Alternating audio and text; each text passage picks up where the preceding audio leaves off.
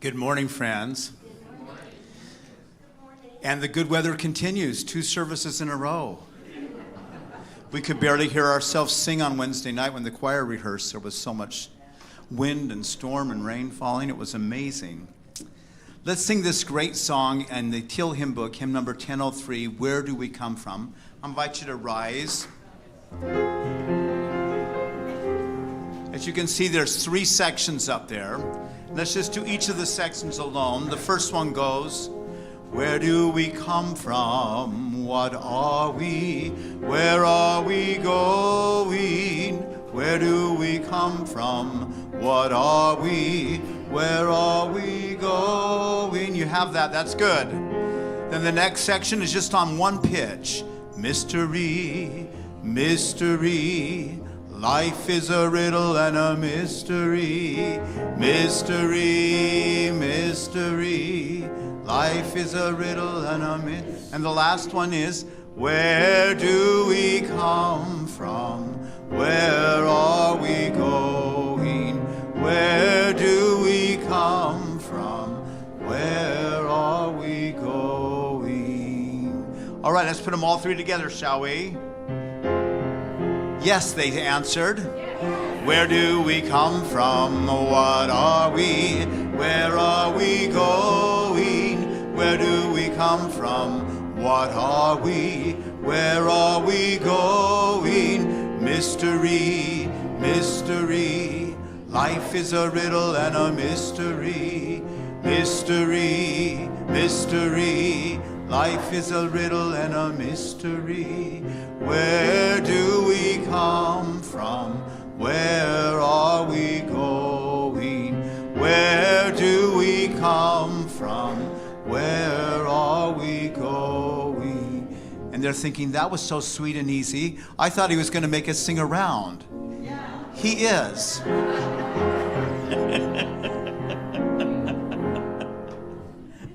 So let's divide up a little bit, huh?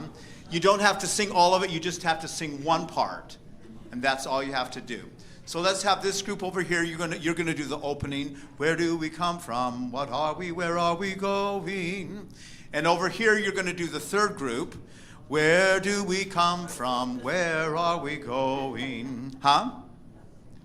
Did you want to do the second one? And then I'm going to ask the people up front. We're going to do the mystery, mystery. Life is a riddle and a mystery. Are there anybody that wants to do that and join them up front? Come on, we'll take a few more up front. All right, so don't sing until I bring you in, and then watch over here because I'm going to take you out as well. All right? So we're going to start right up front with the mystery. Here we go. Ready? And mystery, mystery. Life is a riddle and a mystery. Mystery, mystery. Life is a riddle. Now this group over here. Where do we come from? Where are we? Keep going. Where do we come from? Where are... A little louder over there. Where do we come from? Where are... We'll add over here. And where do we come from? What are we? Where are we going? Where do we come from? What are we? Where are we going? Let it grow a little louder. Where do we come from? What are we? Where are we going? Where do we come from? Where are we going? Where do we come from? Where are we? Okay, I'm taking you out over here on this side. Where do we come from? Where are we? Where do we go? Where do we come from? What are we? Now everyone join the front. Mystery, mystery. Life is a riddle and a mystery. Mystery, mystery. Life is a riddle and a mystery. And we'll start our service right there. Thank you.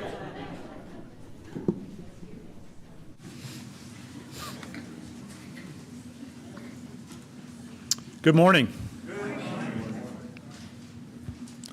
Welcome to the Olympia Unitarian Universalist Congregation. Thank you for joining us today. We're so glad that you are here. My name is Des McGarren, and I use he, him pronouns, and I am a member of the worship arts team. Leading worship with me today is Reverend Kathryn Bert, the minister for the UU Congregation of Vancouver, Washington. Welcome, Reverend Kathryn. And Troy Fisher, our music director. Today is a pulpit exchange. Our regular minister, Reverend Mary Gear, is leading worship in Vancouver. Fun note, Reverend Kathryn used to be Mary and John Gear's minister in Michigan before they all moved west. Reverend Kathryn served the UU Church of Greater Lansing for 15 years before returning home to Washington State. She has just announced her retirement to come to an end in July 2026, and will have served the Vancouver congregation for 9 years when she retires. Congrats. Ministry was a second career. Prior to seminary, she was a bilingual teacher in Wenatchee, Washington. She preached in Olympia in 2017 as a pre-candidate for the Vancouver congregation, which clearly worked out well for both of them. Our community envisions an interconnected world that is loving, just, and healthy. We commit to live out our mission, to welcome and wonder, embrace and empower, bridge, and become. You are welcome here just as you are. Whatever beliefs sustain you, whomever you love, however you understand and express your identity, and in all the ways you are growing and becoming. Here's a few things you should know about our service today so you feel comfortable and welcome. Over here to my right, we have soft chairs and activities for your hands if you are interested. We are a multi-generational community, and we welcome the company of our young ones, kids, babies, teens, right here in the sanctuary. There is also nursery care and a story time program for children in the classroom wing. Please choose the option where you are most comfortable. We are streaming live on Zoom and YouTube, and the service is being recorded. Subtitles tracking the service can be seen on the monitor up front here and on your personal screen at home if you're online. We are grateful for the many hands that helped make worship happen this morning, both visible and indeed less visible. Thank you to all who contribute in so many ways. After the service, everyone will have the chance to discuss reflection questions offered by Reverend Kathryn. For those online, we invite you to go into a breakout room for a virtual coffee chat. For those in person, please feel free to stay for coffee and fellowship in the Commons right out here. At 12:15 today, please join us here in the sanctuary or back in the main Zoom room for a forum with our social justice team, UU Conversations about Classism. At 2 p.m. today, our new UU class will meet to explore the topics of stewardship and membership at OUUC. This class is for all who are interested in knowing more about OUUC or in becoming a member. OUUC is participating in a food collection for immigrant families living in our community. A local church is delivering groceries to participants' homes. This is a harm reduction program decreasing the risk to families threatened by unexpected detention if they leave their homes. Boxes for the food collection will be available in the coffee area through November 30th. Please pick up an extra can or two of non-perishable food when you do your weekly shopping and bring them to the church on a Sunday in November to show solidarity and support. Each week this year, we will highlight an opportunity for engagement here at OUUC. This week's opportunity is for the social justice team. The purpose and mission of OUUC's social justice team is to affirm and emphasize the ways in which we are interconnected in order to promote justice and combat racial disparity, economic disparity, and other disparities in our community. We will strive toward this goal by informing the congregation and others of like mind about social justice issues and activities, connecting social justice activities to each other, to allies, to institutional support, and demonstrating encouraging behaviours that engage and welcome all.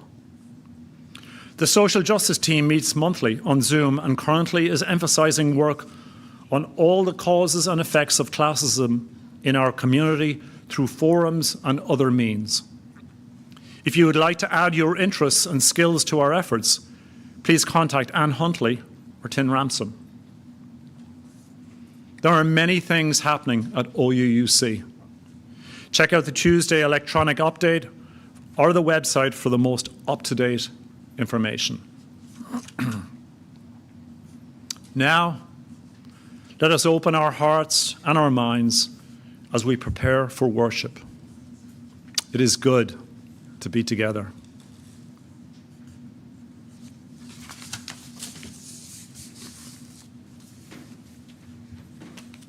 Good morning. I'm the Reverend Kathryn Bert, and I use she or they pronouns. I am a short and wide older white woman with purple and brown hair with some gray in it. I'm wearing a purple shirt and a blue stole, which I'll tell you more about in the service. Our opening words are adapted from William Stafford. It could happen anytime. Tornado, earthquake, Armageddon. It could happen.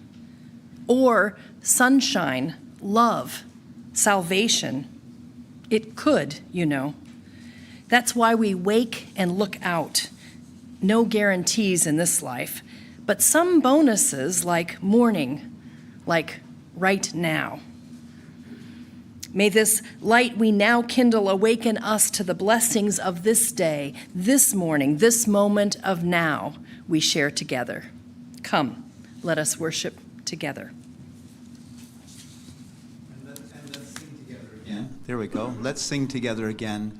Out of the Till Hymn Book, hymn number 1015, I Know I Can. I invite you to rise in body and or spirit.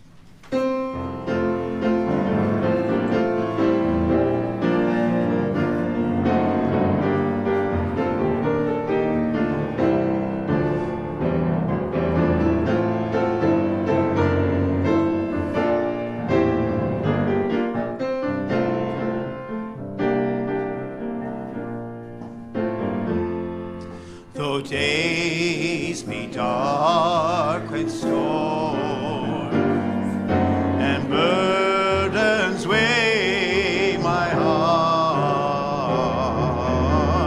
though troubles wait at every turn, I know I can go on. When sorrows heals my soul, and burdens make me strong, though trouble waits at every turn, oh, I know I can go on. My family in my soul, my neighbor in my song, though troubles wait at every turn, oh, I know I can go on. And though the journey's long, the destination is near, oh, though troubles wait at every turn, oh, I know I can go on. So family, take my hand, and neighbors, sing my song, oh, the labels wait at every turn, well, I know I can go on. Thank you for singing.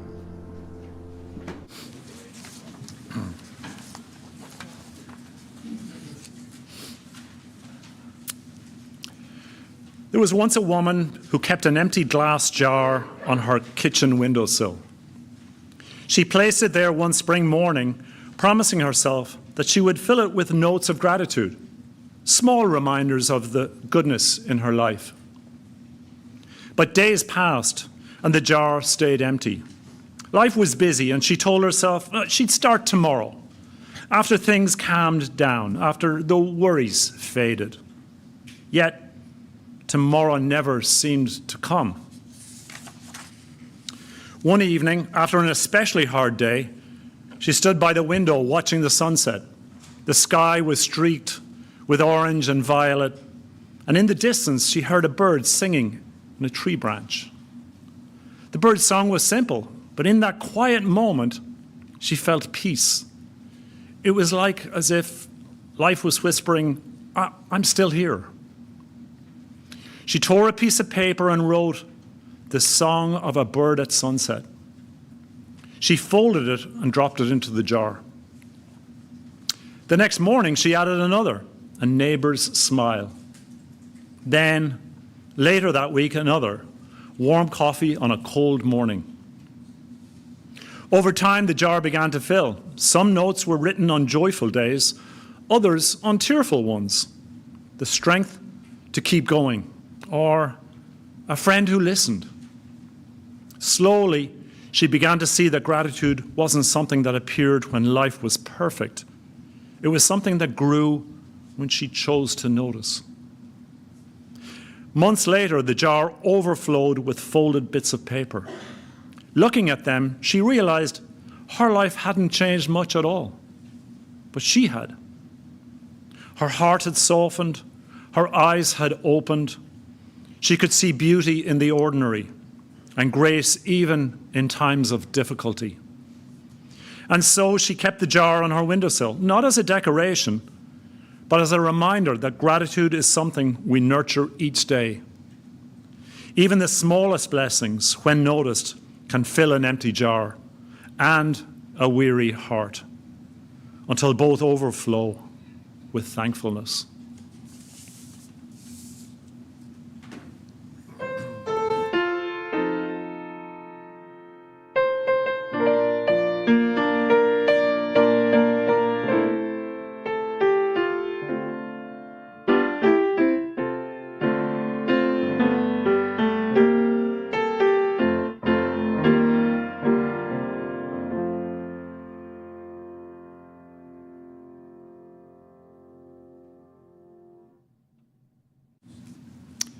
Each Sunday, we engage in the spiritual practices of generosity and gratitude by joining together in service to our community and to something greater than ourselves. This is an opportunity to express our gratitude for the gifts that life has given us, for the network of relationships in which we live, and for the presence of this community. We each have the power to share, and when we combine our gifts to create an offering, together we are able to do more than any of us can do alone. If you are new or visiting us for the first or second time, you are our welcome guest, with no expectation to contribute. However, if you are moved to be part of our offering, what you share will be most gratefully received. The offering collected here does two things. Half helps support the ongoing work of this congregation, which is also supported by our regular pledges. The other half of our offering goes to charity. Most is shared with an organization that serves our community in harmony with our Unitarian Universalist values, and a small portion goes to the OUUC Ministers' Benevolence Fund to support the more urgent needs of our community. In September and October, we collected a total of $7,592. Of that, $3,796 help support OUUC, $474 will help support those in need at OUUC, and we'll send $3,321 to South Puget Sound Habitat for Humanity to help their good work to support housing in this area. Thank you for your generosity. Our Share the Plate organization for November and December is Rebuilding Together Thurston County, an all-volunteer organization that provides free home repairs. Rebuilding Together Thurston County provides free critical home repairs and improves accessibility for low-income homeowners and nonprofit facilities. Their clients are typically seniors, persons with disabilities, military veterans, and families with young children.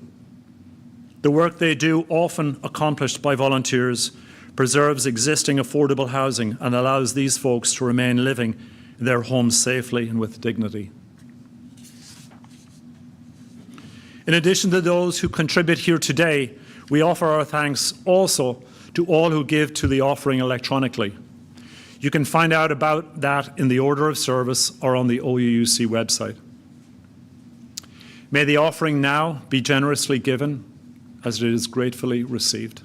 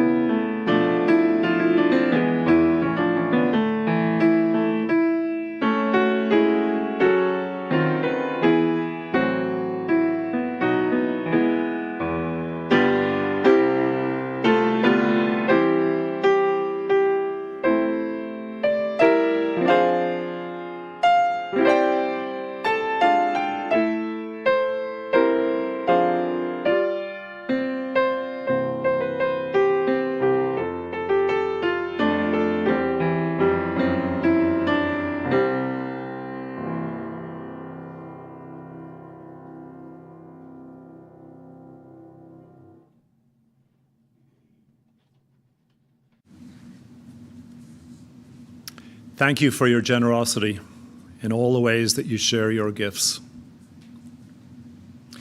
This morning, we do what humans have done for all of our existence. We gather in times of worry and anxiety, and in times of celebration and joy. We come into our community bringing all that is in our minds and our hearts.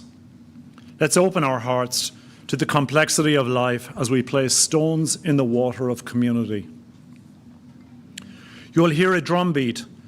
Allow its resonance into your body. It is the heartbeat of life and the heartbeat of community. Right now, I invite you to take a deep breath. Feel the air in your body. Feel the earth beneath us. Feel the warmth of connection. Byron and Asia Conover share that their baby twins came much earlier than expected, arriving on October 29th rather than in February. The twins, Leroy Christopher and Antoinette Elizabeth, are currently in the neonatal ICU in Tacoma, receiving the degree of care they need.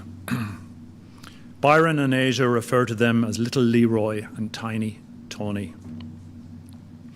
Asia and Byron asked for prayers and love as they welcome their babies, and for us to hold little Leroy and tiny Tony in love. May they feel our love surround them.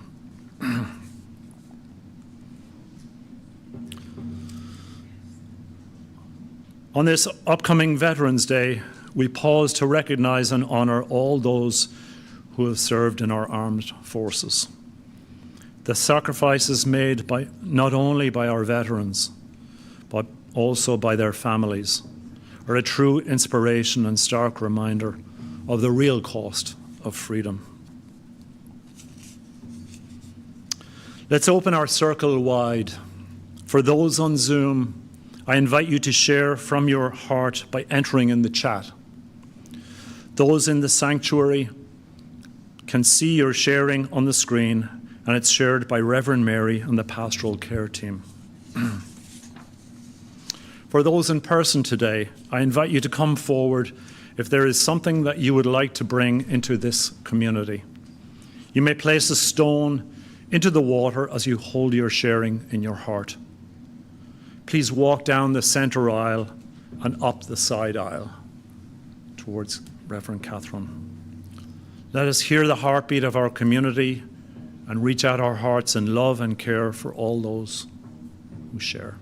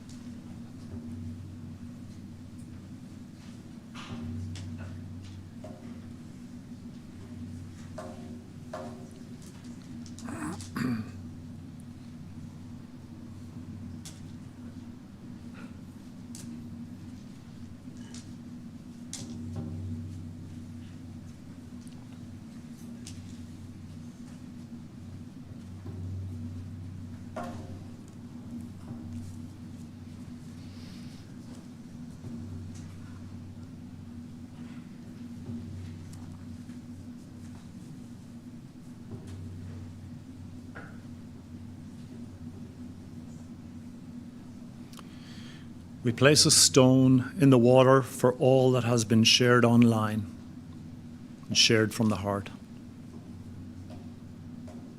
We'll place one final stone in the water for all that we hold in our hearts and that remain unspoken.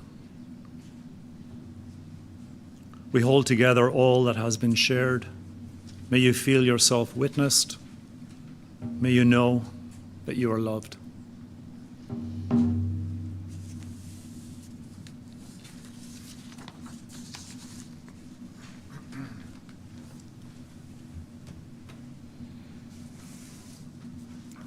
So I invite you into a moment of grounding. I'd like to teach you a prayer taught to me by another colleague whom I met in Michigan, but who returned home to the Pacific Northwest, the Reverend Jill McAllister, who just retired from the Corvallis, Oregon congregation. And she learned this prayer from another. I invite you, as you're able, to join me in the movements.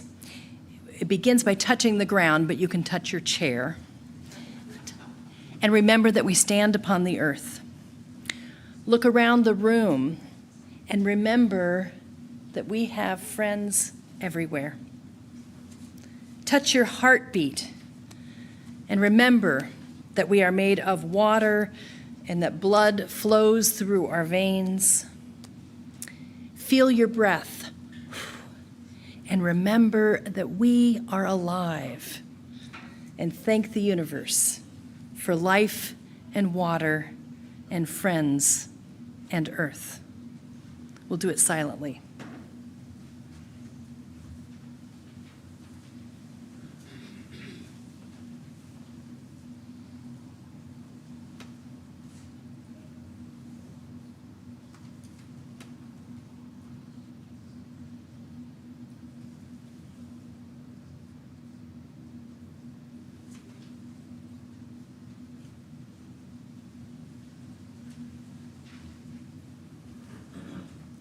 And let's hold a moment of silence together.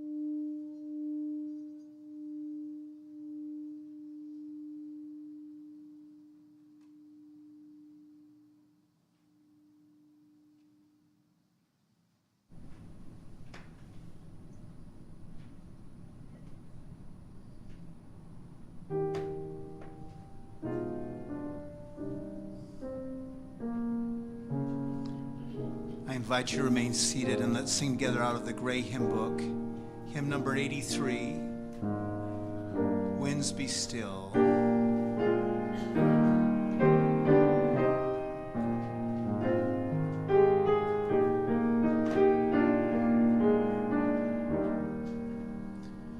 Winds be still, storm clouds pass and silence come, peace grace this time with harmony.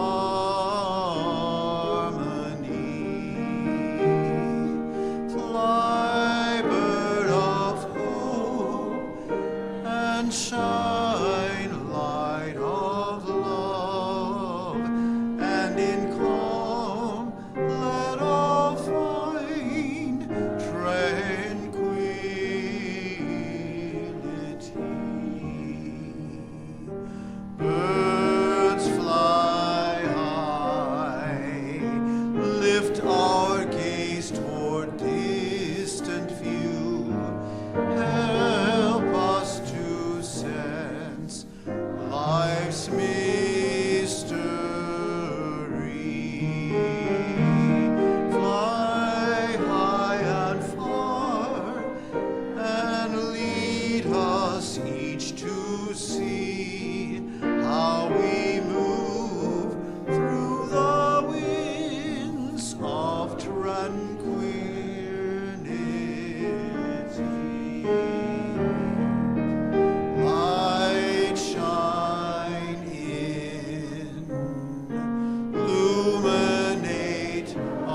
inward view, help us to see with clarity. Shine bright and true, so we may join our songs in new sounds that become full symphony.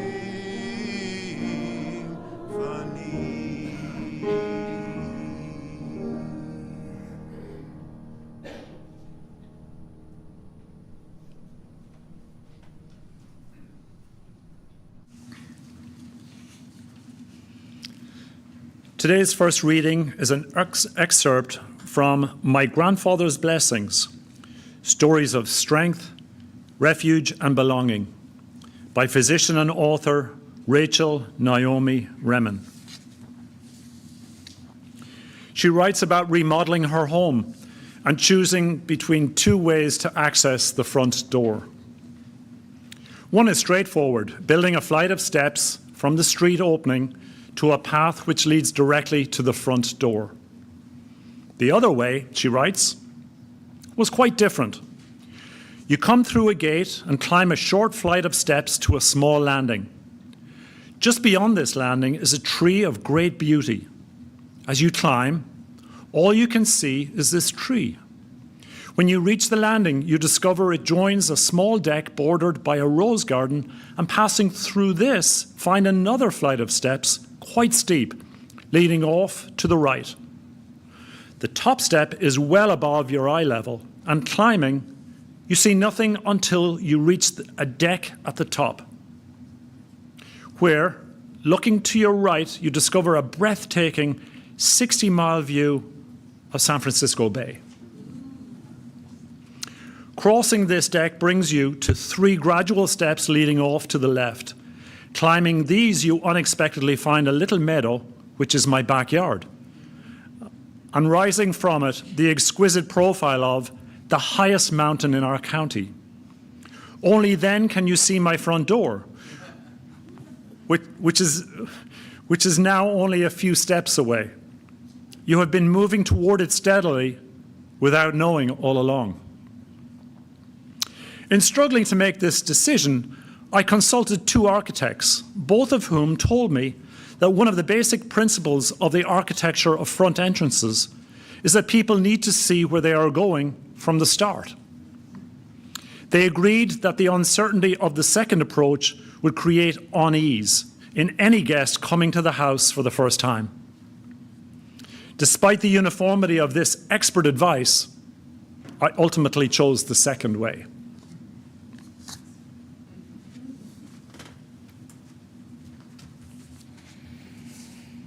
So I first fell in love with this reading 15 years ago when I was serving that congregation in Lansing where Mary and John were members, though I think they had moved west by this time. The congregation was in the midst of discernment about their space and identity, and I found this particular reading by Rachel Naomi Remen offered perspective. She goes on to say that knowing where we are going encourages us to stop seeing and hearing and allows us to fall asleep. And she contrasts that with the uncertainty of the other path, which can foster a sense of aliveness and appreciation for the particulars around you. Remen goes on to say that, in fact, perhaps we only think we know where we are going, as all the while we are really going somewhere quite different. The truth is, we are always moving toward mystery, and so we are far closer to what is real when we do not see our destination clearly. We are closer to what is real when we do not see our destination clearly. It's human nature to want to judge the events which befall us, but when we judge quickly, our perceptions can be distorted. That ability to pass judgment quickly is very helpful when we need to decide if a far-off creature is going to attack us for lunch or whether it might be a suitable meal for our lunch. But those very same quick judgments which helped us survive can hold us back when hunting or being hunted is no longer the immediate struggle of our daily lives. We are wise to learn to choose our actions and not let our reactions choose us. It's human nature to pass judgment, to use our judging minds to navigate the world, but it is a spiritual practice to learn to suspend that same judgment in order to experience what is more real. Perhaps we only think we know where we are going, as all the while we are really going somewhere quite different, writes Rachel Naomi Remen. It's a mystery. That line from the movie Shakespeare in Love is an ongoing joke in my household. Perhaps you've seen the 1998 movie written by Tom Stoppard. It's very loosely based on Romeo and Juliet, which in this version is first titled Romeo and Ethel, the Pirate's Daughter, to give you an idea of the humor. This line, "It's a mystery," is repeated quite often in this anachronistic narrative, beginning with this dialogue. "Mr. Fennyman, allow me to explain about the theater business. The natural condition is one of insurmountable obstacles on the road to imminent disaster." So what do? Nothing. Strangely enough, it all turns out well. How? I don't know. It's a mystery. And from this point on in the movie, that line, "It's a mystery," is repeated often when we think we know the outcome, but the characters are left unaware. And I commend this line to you in times of uncertainty and confusion. Or perhaps is even more useful when we think we know what is going on, but are aware that our own knowledge is incomplete. It's a mystery. It's not true, of course, that it all turns out well, at least from a human perspective. It neither turned out well for Romeo and Juliet, nor Shakespeare in Love, nor sometimes in our own lives. But it is true that what happens will someday be what has happened. And the value we put on the happening is ours. When we bring a child into this world, we do not know what their life will be. It's a mystery. Likewise, most of us do not know exactly what happens after we die. That is also a mystery. But we can be grateful for the mystery, grateful to be alive. Not knowing wakes us up, makes us alert, helps us notice things along the way that we might otherwise miss, and for that, we can be grateful. Gratitude is an attitude and a practice, a way of being in the world, a way of welcoming what is, even when we don't know what will be. Even welcoming that which we don't understand, didn't ask for, and don't want. Grateful that life is more than what we understand. It's a mystery. And not knowing is okay. Sometimes it's a blessing. What are you grateful for now that you didn't want then? Even in your worst moments, you can work to uncover your gratitude. If you can't think of any reason to be grateful, you can be pretty basic. Be grateful for your breath or food or the sun. Be grateful that your body doesn't hurt in this moment, or that a stranger smiled at you today. It doesn't have to be profound, but noticing is a part of the practice, and it honestly does change what it is you notice, which changes then what it is you experience, and before you know it, like that jar, it gets full of gratitude. When we don't know where we're going, sometimes we notice our surroundings a bit more.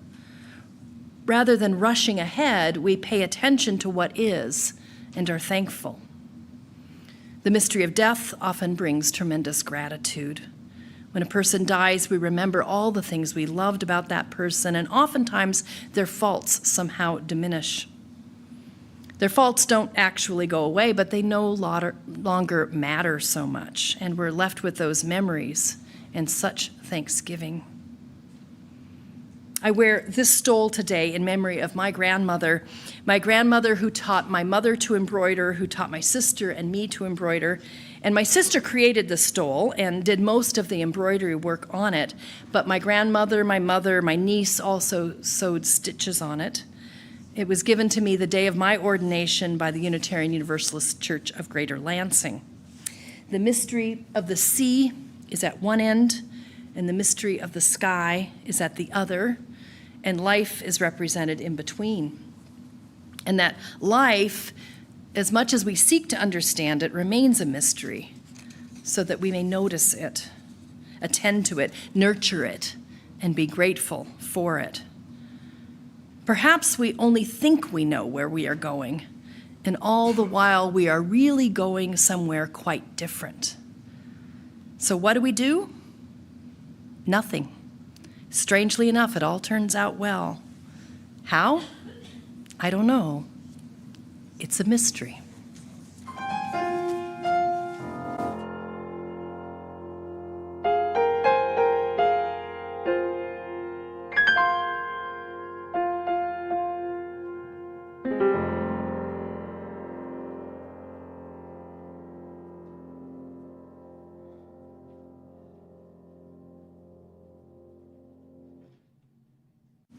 Our second reading is by Sarah Ban Brannock, author of the Simple Abundance Journal of Gratitude. She writes, "Gratitude holds us together even as we're falling apart. Ironically, gratitude's most powerful mysteries are often revealed when we are struggling in the midst of personal turmoil. When we stumble in the darkness, rage and anger, hurl faith across the room, or abandon all hope. While we cry ourselves to sleep, gratitude waits patiently to console and reassure us. There is a landscape larger than the one we can see."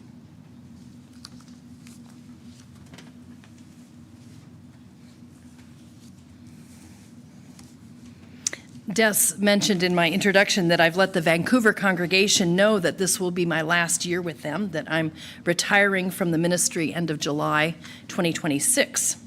And I think it's this event in my life that has me sort of waxing nostalgic, remembering my first ministry in Michigan where Reverend Mary and John were members, reflecting on my relationship with Jill McAllister, who was a colleague in Michigan who returned to the Northwest before me and retired a year before I will. I'm looking back a lot. I remember my internship in Palatine, Illinois, where my supervising minister announced his retirement the first Sunday I joined him in the pulpit. He had served that congregation for 32 years. The movie Groundhog Day was not very old back then, and he talked a lot about how church life was like that movie. Each year, very much the same, though ever so slightly different. And I'm noticing now how I've led my last water communion services, and I anticipate leading my last Christmas Eve services. For those of you who are already retired, I'm sure can relate to the very mixed feelings it surfaces and the uncertainty of the future without this role that I've held for nearly a quarter a century. I'm relatively young to be retiring, only 62 when I finish. Nancy Pelosi just announced her retirement at the age of 85. But I am married to a man who's 10 years my senior, who retired when we made this move back to the Pacific Northwest, and it feels increasingly hard to go to work when he doesn't have to. I also feel like we've accomplished some things in Vancouver that I can be proud of, and it's time for them to be led by a minister with different talents. But knowing these things, having all these good reasons, having anticipated this event for years, it still feels a little scary and uncertain. The chaos of the world since the election of this current president just adds to my trepidation, of course. It increases my fear about the world I'm retiring into and makes me feel a little disloyal leaving the congregation when he is still in office and the nation is in such distress. Of course, that is just hubris. They will be fine without me. But the ICE raids, the government shutdown, the housing crisis, the economy, it feels so big and intractable, and it just adds to the difficulty of my parting. I wish the world were better, the way I hope the congregation is somewhat better for my having served them.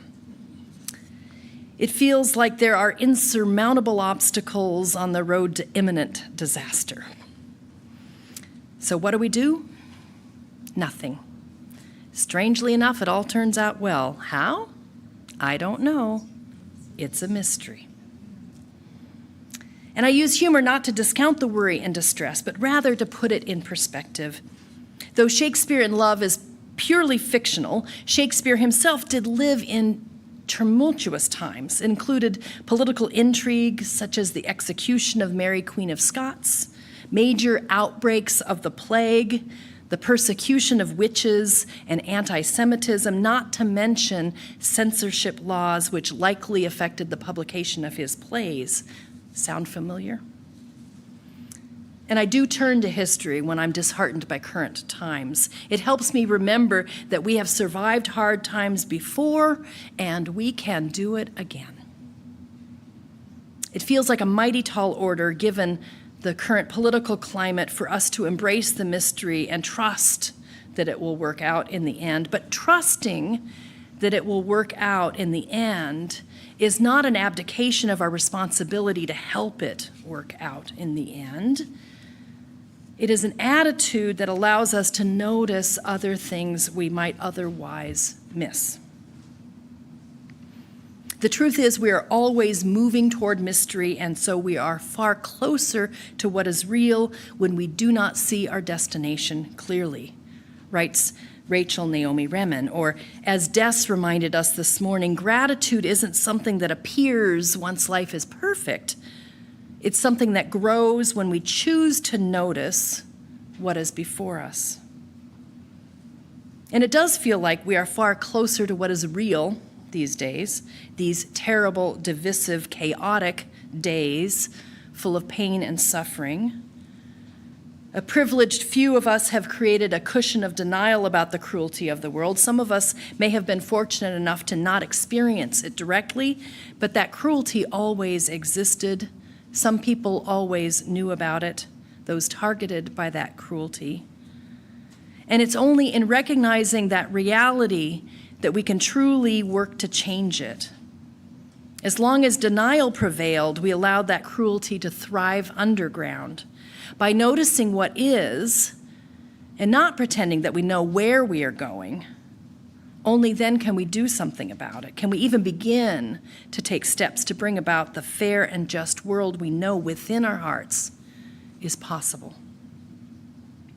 Gratitude, says Bretna, holds us together even as we are falling apart. She says that it's ironic, but that gratitude's most powerful mysteries are often revealed when we are struggling in the midst of personal turmoil. She says there's a landscape larger than the one we can see. Remen chose to honor that truth by disregarding the architect's advice and choosing a front entrance that created unease in the guests arriving for the first time, that didn't announce where they were going to from the start. She chose a more true-to-life experience of arrival that allowed her guests to notice things along the way because the destination had not yet been revealed. It is only when we notice things that we can feel gratitude for them. If we've not noticed them, they go by unacknowledged, and we can't appreciate them or feel gratitude for them. I love this idea that gratitude waits patiently to console and reassure us. It is something that grows when we choose to notice what is before us, Des reminded us. This morning, I noticed this beautiful congregation that welcomed me in 2017 when I was pre-candidating all the way from Michigan. I preached here as 7 members of the search committee from Vancouver tried to stay anonymous, seated among you, but some of you surely, if you were here back then, figured out what was going on. And who could have predicted that just 2 years later you would call as your minister a former member of that Michigan congregation, a move that I suspect has improved your congregational life greatly and made you grateful. I'm grateful for the music this morning and this lovely sanctuary, this building, the trees surrounding your property. We saw deer during the first service walking around.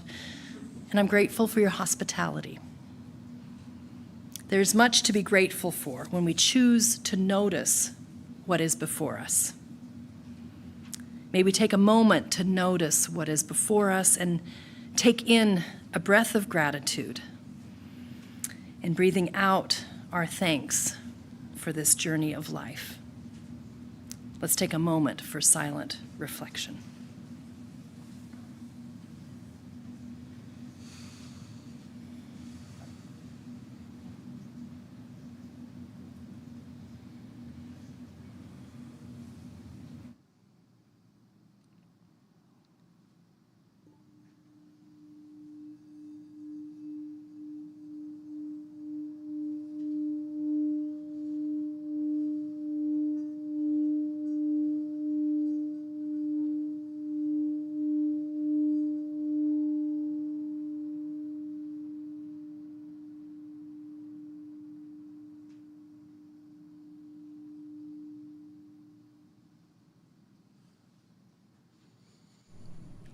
I invite you again to rise in body and our spirit, and let's sing together hymn number 1020 out of the Teal hymn book. Woe ya ya. Where are we going? Heaven knows.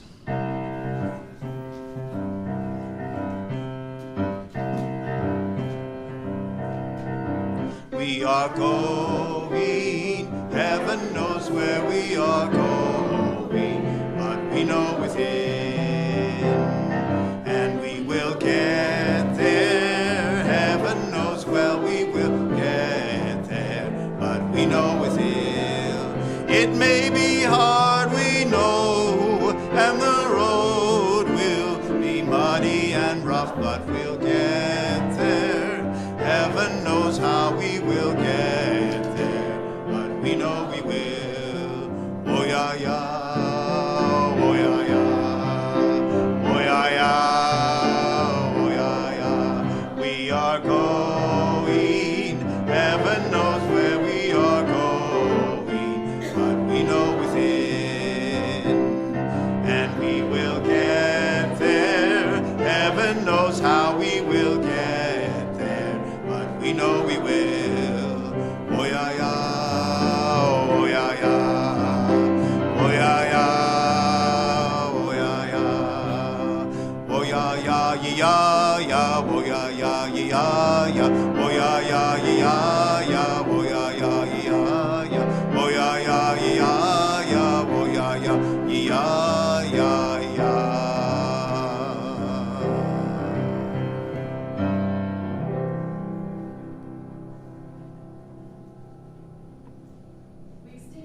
Chalice with the words of Charles A. Howe. May we go forth from this place, thankful for the life that sustains and renews us, and open to the grace that surrounds and surprises us. May we go forth from this place with openness and with thanksgiving. May you go with joy, go with commitment, go with love.